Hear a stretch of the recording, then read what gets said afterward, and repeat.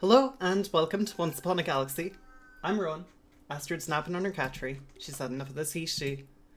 Oh, I don't have a J Sparrow game. I think. So what do I think of J Sparrow these days? I haven't a clue. I haven't a clue how you build this guy anymore, if I'm honest. It's been such a long time. I mean, we have Orion, Mr. Fox, and some stuff at the top end. You probably can't go too far wrong as long as you get Huntsman online. So I'm just gonna rock up with this and hope everything comes together. We get ourselves a Daughter of Athena into a Puss in Boots, which might get to grow our slot 1 by 2 power, but unfortunately it gets bonked into. We'll get ourselves a Rose. We'll probably lose this fight off the back of taking a fairly low impact turn, and we do, but we do get the Hunt in slot 1. Now we do get a pretty tempting wee shop here, but I think I'm going to take the Pumpkin Spice Latte. There's so much value in us just digging for the important cards in this deck. The Lesser Mimic is tempting because the Destiny can basically summon both of the meaningful questers on this turn, and unfortunately we end up with Boon of Artemis immediately after, but quite frankly I'm still going to take it. If we get Hunter's Axe online, which unfortunately we summoned Miseria there, where it could have hunted off the Huntsman, it really won't take us much to get cooking.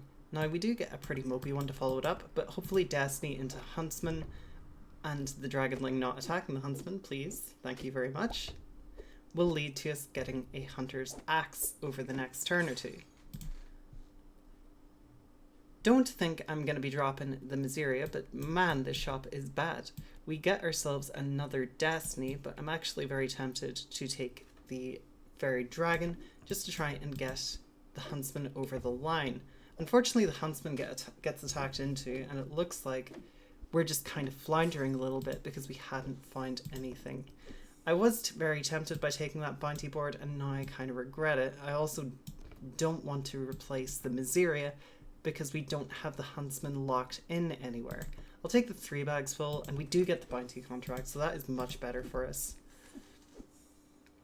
Now, the Destiny does shrink as a result of that, but the Huntsman is going to complete, which is great. And even if we take a half-heart loss here, if we hadn't attacked the Robin, we get the Huntsman's Axe, we get our Heartseeker bows, and we get even more Heartseeker bows. Now we just need something to hunt with them. And the Blackbeard's Parrot is a pretty good start. The young Hercules is a wee bit late to the party, so I think I'm just going to take the nameless one over literally anything. And we're going to put it in the back here, just because. The Blackbeard's Parrot causes our slot 1 to gain +6/+6, and then buffs its own slot by a fair chunk as well. We will get ourselves another Fortune Teller into another Boon of Artemis, so we're kind of cooking here. And then we get ourselves an Angelica, and I'm just going to throw these ones up front. Do I want the Davy Jones? I think the answer is kind of just no. It's kind of equivalent to our other units. I guess it's better than Puss in Boots. Angelica gets 2 hunts, make it 3, and the next unit we buy is going to be enormous.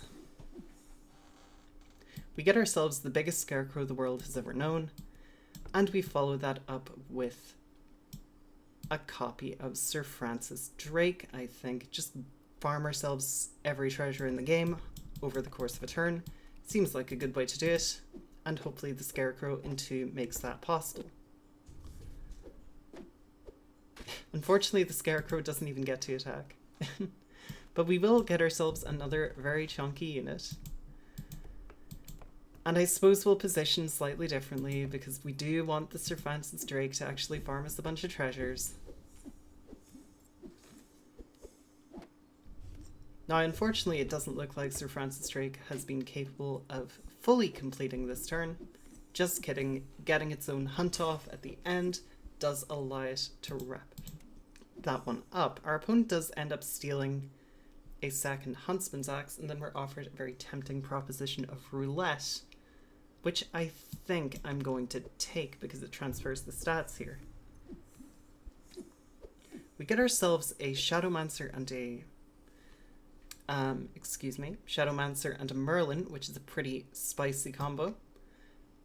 And we will take the Fortune Teller here into another Boon of Artemis, into a Boon of Fortunes. Now we just need to get literally anything to pull this board together. But unfortunately nothing this turn. Now we don't have any hunters in the back. I suppose we do have the nameless ones, so maybe I should have swapped these two. But I'm just hoping the Shadowmancer gives us enough econ that we can dig for Captain Hook before the Nagalate gets completely out of control. We do find ourselves a Long John Silver, and we do then find ourselves a Captain Hook.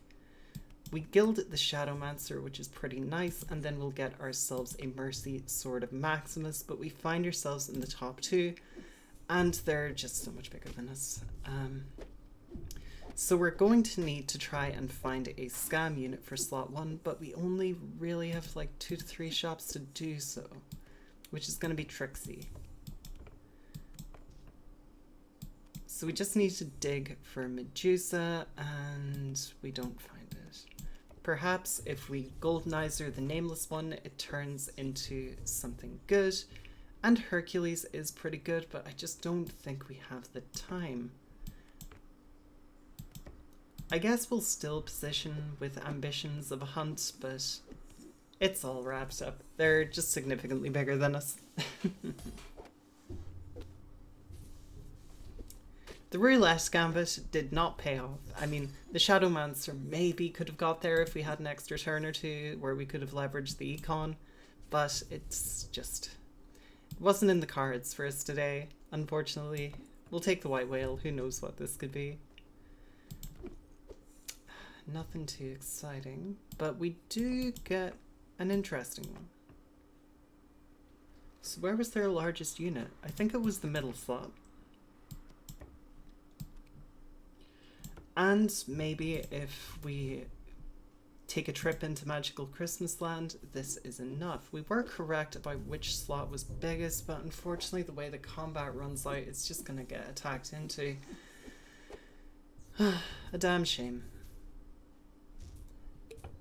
I mean, maybe if we're lucky they trigger limit themselves, but it doesn't look like that's going to happen.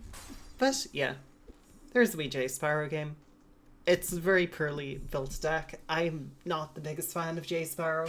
The captain's powerful, but I don't spend a lot of time refining these kind of hunt strategies, so I imagine the deck has not updated much from Candylar.